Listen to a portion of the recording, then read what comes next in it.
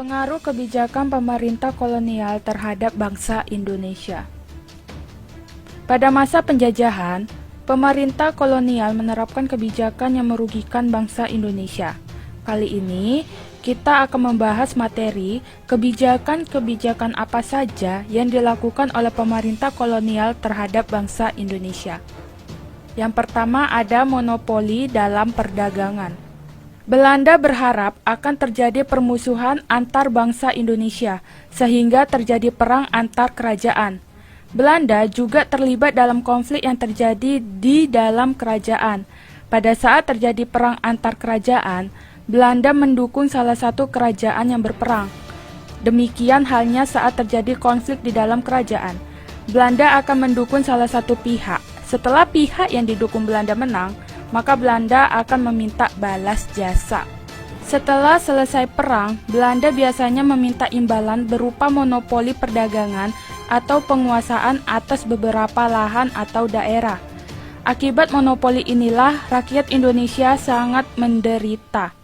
Kenapa? Karena adanya monopoli, rakyat tidak memiliki kebebasan menjual hasil bumi mereka sendiri. Mereka terpaksa menjual hasil bumi hanya kepada VOC.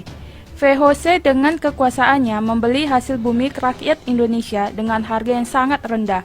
Padahal apabila rakyat menjual kepada pedagang lain, harganya bisa jauh lebih tinggi. Yang kedua, kerja paksa.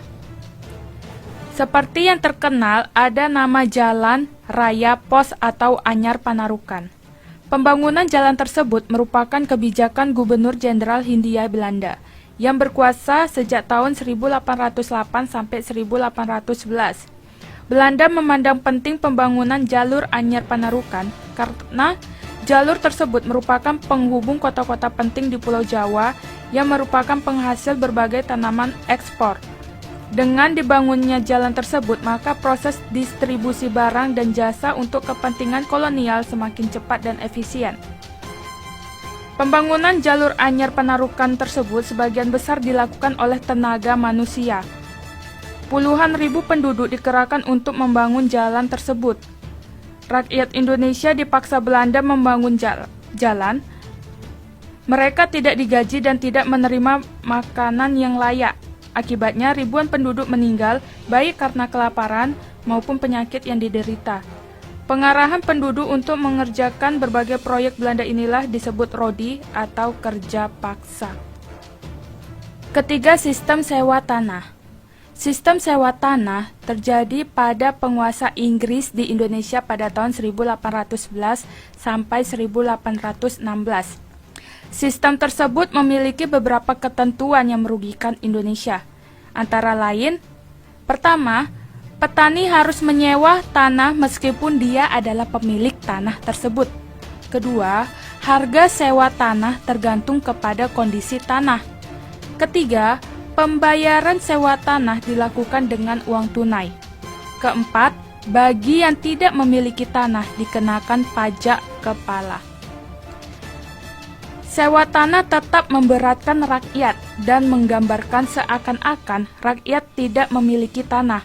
Padahal tanah tersebut adalah milik rakyat Indonesia. Hasil sewa tanah juga tidak seluruhnya digunakan untuk kemakmuran rakyat. Hasil sewa tanah tersebut sebagian besar digunakan untuk kepentingan penyimpan tanam paksa.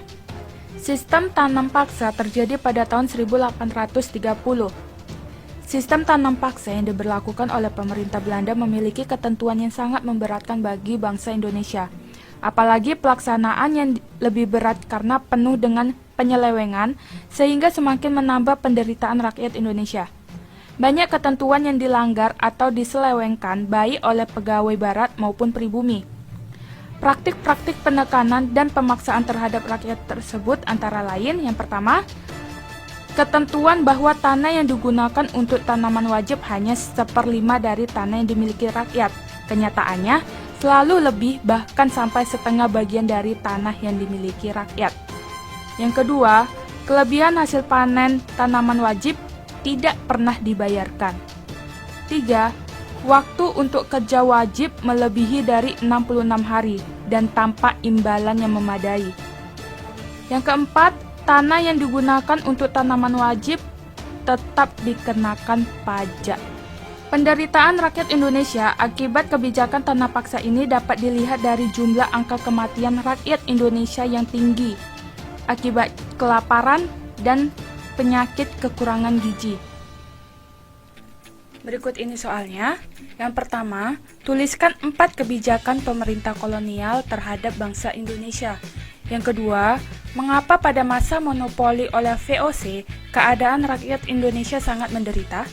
Yang ketiga, tuliskan 4 ketentuan sistem sewa tanah Raffles oleh Inggris. Keempat, tuliskan 4 ketentuan masa tanam paksa yang dilanggar oleh Belanda. Kamu tulis di kertas lembar, buat nama, kelas, mata pelajaran, dan juga tanggal. Jangan lupa dikumpul setiap hari Sabtu. Tidak ada keterlambatan dalam mengumpul.